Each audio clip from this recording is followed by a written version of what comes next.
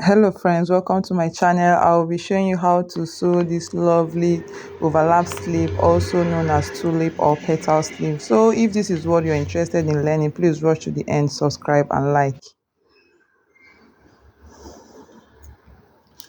So the fabrics I use are the damask fabric, and the interface is the peplon steel. This is a hard peplon steel, right? They have the light hard one and the light one also have the lining. So what I did first is to finish the dress, and then what I'm doing now is I'm measuring the armhole. So I need the armhole to cut the petal sleeve, right? So you measure your armhole, that's your the armhole that you've after shaping your dress.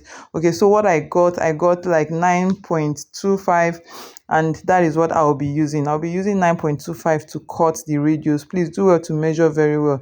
Okay, so I'll also be using a doll face fabric to line the sleeve. So now the radius I'm using 9.5. Okay, so 9.5 is more like the sleeve, it's both sides, so I'm using 180 degrees 180-degree flip. That's what I'm cutting. I'm not cutting 360. So I folded the paper into two, and then I'm using 9.5 to cut the radius. So once I measured my 9.5, it's I'm going to use from there I'm going to measure the length. Okay, so 9.5 will give you excess. When you're cutting your flare, when you're using the waist measurement, you have excess. So the excess I'll have here is what I'll use to create the pleats, right?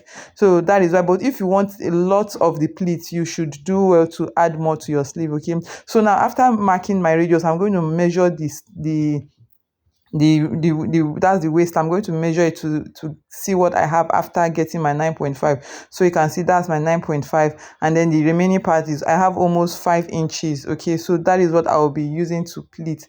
I'll be pleating 5 inches on the sleeve. Okay, so but if you want more pleats, so if I had known, I would have done more pleats anyways. All right, but the one I have is not bad anyway. So what I'm doing now is to get the length of the sleeve. Okay, so the length is from the top, from the shoulder top is bigger, and then on the armhole is smaller. Okay, so I measure 6 inches. That's the folded part is where my that will be my shoulder part, because that will be the part that will be overlapped. Okay, and then so after measuring 6 inches, so as I'm going towards the armhole, the down part, I'll be reducing my measurement. So from 6 inches I measure 5.5, and then I will now go straight to my armhole part. That's my underarm part, and then I marked 4 inches or 4.5. So from there I'll connect it to the 6 inches, right? So you can see now I have the sleeve is not equal, so the shoulder part is bigger while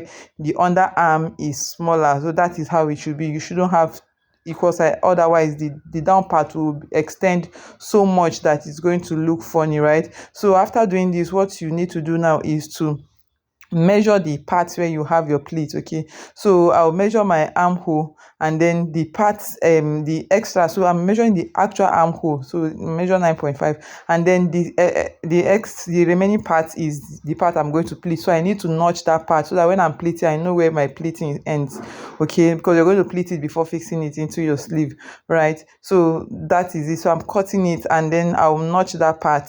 That part is very, very important. Okay, so after cutting, you go ahead and notch, and then you transfer into your fabric. But before transferring into your fabric, you can do well to just shape out, curve out the part, the shoulder part. The shoulder part is not straight, it's curvy. Okay, so that is what I'm doing. So you get your pencil, and then you curve it out. Now you can just use your free hand and then get the curve you want. So I'm curving now. It's the both pattern, like the unfold paper, that is what I'm curving. Okay, so we curve it out, and then if you're okay with what you have, then you can go ahead and curve. You can see I didn't touch the sleeve. I just curve it towards the length of the sleeve, the armhole. I didn't touch the armhole. If you touch the armhole, that means you reduce your measurement. Okay, so I'm just testing. So this is like a testing. I'm using my paper to try what I will get after cutting. So you can see that after cutting, the down part didn't come out very well. So the upper part is meant to be shorter than the down part. Okay, the overlap, right? So after pleating, they are almost like the same. So what you need to do after doing that, you can see that it's still not really obvious. So I'll go ahead again and then cut. Now this time I'm not, you can see that this time I'm not going to cut both sleeve. I'm going to just reduce the one that will overlap. That's the one that will go that will be on top, that will overlap the other one. So that's the one that I will be trimming. So I'm trimming it so that it can be shorter, and then the one inside can be very, very obvious, right? So that is what you do. And you can see that I picked just one. I'm not trimming the two. So please, it's very important, don't trim the two. Once you trim the two, you are reducing your sleeve, right? So you trim it and then you test it again. Once you're okay with what you have, go ahead and cut. If you're not okay, you go ahead and trim. And please do well to trim it very well, and then so that you can have the actual curve. Because now when I was sewing mine, it wasn't really very, very curvy, and I really didn't like it, but I already cut it. So just do well to curve it out. That curvy part is very important. That's what will make it stand out, right? So you can see what I have now. So it's still not very obvious like that. And then I think what I did was I still went ahead to still trim it a little. Okay, so you can see how it is right now. So go ahead and trim, and then, but if you're okay with this, it's fine. Just go ahead and cut. Okay, so I still did it one more time. You can see it now, and I did it one more time, and that was it. But please, like I said, please do well, be sure not to cut towards the armhole to reduce your sleeve. Once you get into the sleeve, the armhole, your sleeve will be short. That means you've reduced the pleat already. So I'm cutting, and once I finish cutting,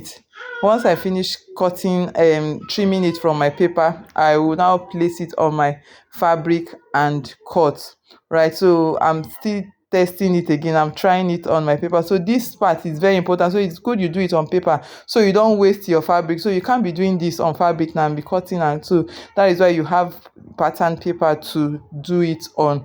Okay, so that is what I'm doing. And then see the way I'm pleating it now. That notch part is my shoulder point, so make sure you start before the shoulder. You start pleating before the shoulder. That's why you should make sure you have a lot of pleats. Okay, so you start pleating before the shoulder, and then you pleat after the shoulder. So the one that will be after the shoulder will be the one that will be in your front, your center front will come towards your front. That will be obvious for people to see. That will be the overlapper. So this is it, guys. You can see now it's not very obvious. So the next thing I did is just to place it on my fabric. So this is the damask fabric I'm using now. I folded it now, right, and then I added seam allowance. So after cutting it, that is when I will now open it wide and then trim out the front. So for now, the way it is now, I'm using the back. The down part is bigger than the front, so you can see that the down part is bigger than the front. So that's what I'm using.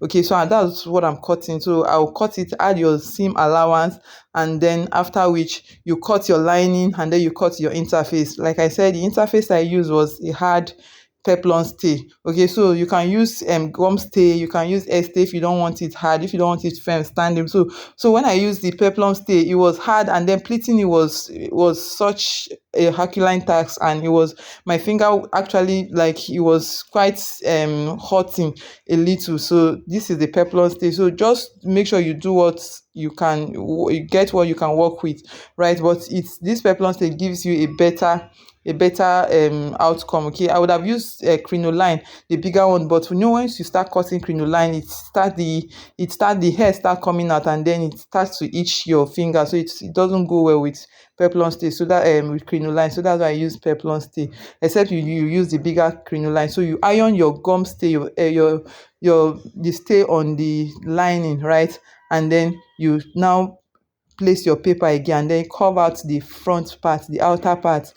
Okay, make sure you pin it down, please. It's very important you pin, so you can see the under part and the other side, they are not the same. So the part that I'll be trimming is the one that will overlap it. So that's what I'm doing now. So that's why you need your pattern, you place it, and then you follow your pattern to cut. Okay, so I'm just being careful. Though I've added seam allowance in the paper already, I've added seam allowance already, so I'm just being careful, right? So that is just it. Then once you do that, you carry, you take your pattern and then place it on the second sleeve. Okay, so make sure you place it correctly. All right, so the way I'm placing it as if I've sewn it already. Okay, because when you sew on the wrong side and then you turn towards the right and iron. So I now placed the one that I cut. I want to trim because you have to trim both sleeve now, one so that both of them will look the same, will be the same, right? So I placed it and then I'm trimming it.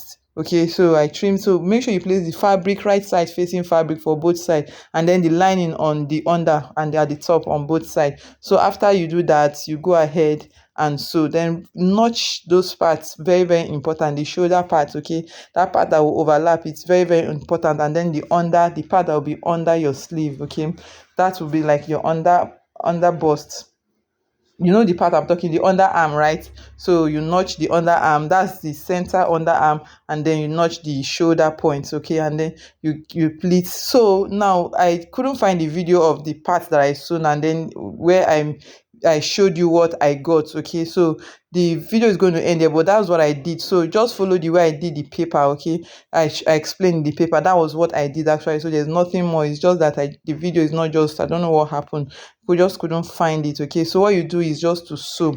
So once you sew it, you turn it, you sew the down part. Please don't sew the armhole. You don't, that's where you turn it from, and then you iron very. It will be difficult. Use steam iron, you iron it, and then this is what you get. I hope you find this video helpful.